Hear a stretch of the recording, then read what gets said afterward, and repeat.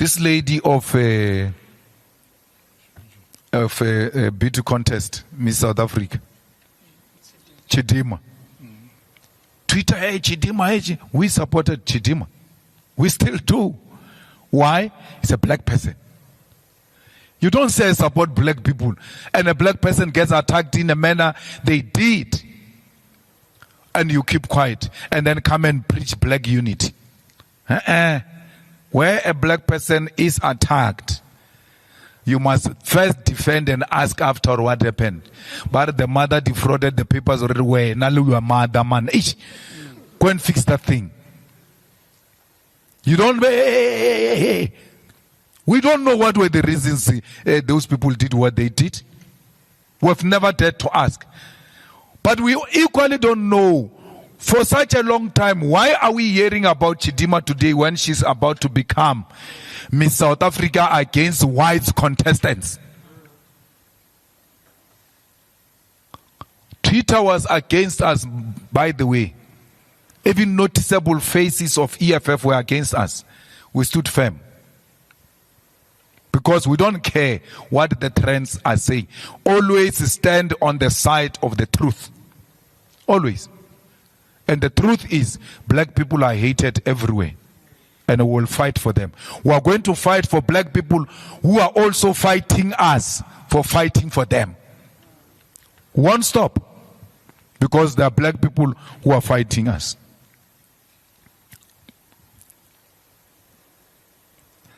Now to get Malema from South Africa, coming from Norway, talking about succession in Zimbabwe, it shows that this is a foreign agenda. And to whom does Malema pander to?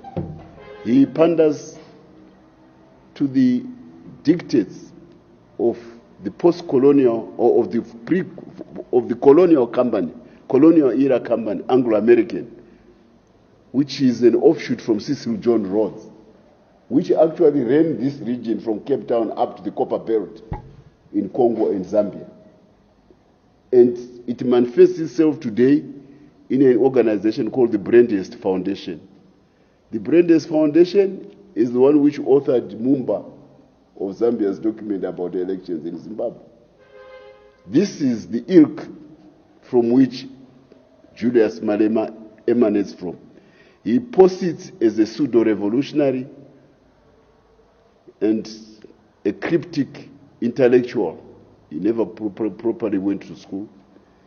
And he propounds big theories about how Zimbabwe should be run, as if it is his own country. At 43 years of age, he is no longer a youth. Who is he from South Africa to try to tell the youths of Zimbabwe who should be their ruler? Malema pakatipo payama. He has just been in an election. He comes third for a party which broke away from the ANC several years ago. Third from Umkondo Wesizwe's MK from Zuma, a party which is hardly 6 months. It's clear that his pseudo-revolutionary message within South Africa has reached a dead end. That's why he could be overtaken. That's why he never made it himself to become the president. So charity begins at home. If you are so good at leadership that you can give strictures to Zimbabwean youth, why not make it success your own homegrown ride to power at Mashambanzo in Pretoria, in Swane? He can't. So he suffers from the Rhodes syndrome. We say to him, keep your dirty hands out of Zimbabwe's affairs, Malema. Focus on trying to win a South African election first. That's why there are boundaries. That's why the Limpopo is a boundary between Zimbabwe and South Africa. She has no authority at all to be speaking about Zimbabwean politics. So his miseducation and the cryptic knowledge of Malema about school created this subversive combustion which makes them talk about things which are beyond their intellectual capabilities to grasp. Yes, and Monan, hello guys, welcome back to my channel. And this, ladies and gentlemen, is the reason why he will never, ever be president of South Africa. I'm going to be president of this country, whether you like it or not. He can be president of Nigeria. He can be. They love him there. They love him so much, especially on social media. You know, he can be president of other African countries because, you know, he's all about black unity. You know, it doesn't matter if a man came into your house. You know, there's an incident that happened in Durban where a teenage girl, no, I don't know, this just came over me. A teenage girl, abantu bafika kubo, ihlele endlini bafika kubo bezogqekeza kanti khona le ntombazanyana yomntwana, I think she was like 14, 15, you know, khona le ntombazanyana yomntwana. Guess what they did?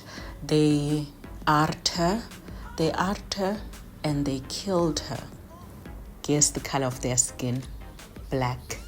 So you cannot tell me, Wusi, this is how you reason every day, which we should protect black people just because they are black, just because of the color of their skin. In fact, if Julius Malema was to be our president, that means he would give anyone and everyone citizenship just because they are black, just because of the color of their skin.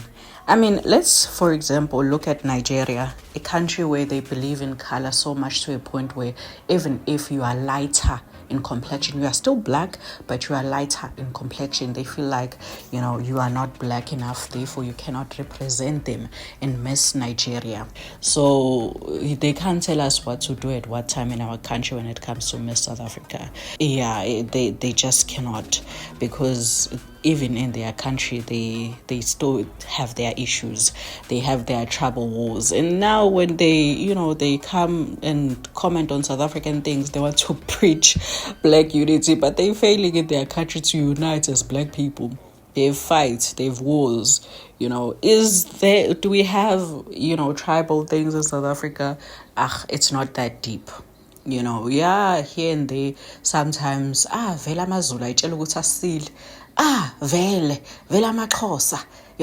Vela mavenda. You know, we do, obviously, but it's not that deep. And we've tried to make it not that deep, you know, as we are fighting for unity to unite as black people. But one thing we will never do as black people of South Africa, South African black people, I'm not talking about other African countries, we will never, ever defend anyone who is accused of a crime. Be it you are pink, yellow, white, or black. We will never. Maybe if this was a light crime, maybe if this was a light crime and maybe Chidimma, you know, she stole sweets when she was 13 years, a shop, maybe would say something like, she was still a teenager. Shoplifting is common among teenagers, you know. Maybe she was suffering and she was really hungry. I'm not saying it's right, but I'm saying it's understandable. But here we are talking about identity fraud, a crime in South Africa that is very deep, and you will never understand it until it happens to you. I'm not talking about other people from outside. I'm talking about South African citizens. Because to be a South African citizen, you are very blessed. That ID can get you and can open doors for you.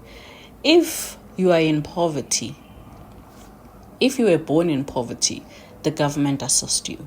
The government can even go as far as giving you an RDP house.